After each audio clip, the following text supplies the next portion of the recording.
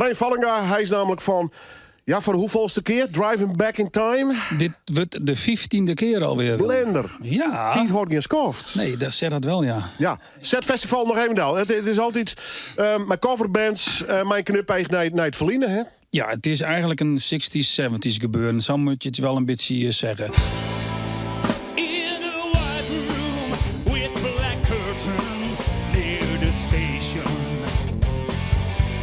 20 april gaan we weer los met Driving Back. Dat is dus mijn eigen band. En dan wou ik er wel een band bij hebben die een beetje hetzelfde muziek maakt. Alleen dat wat ruigere. Dus de classic rockmuziek. En dat is Wolf to the Moon.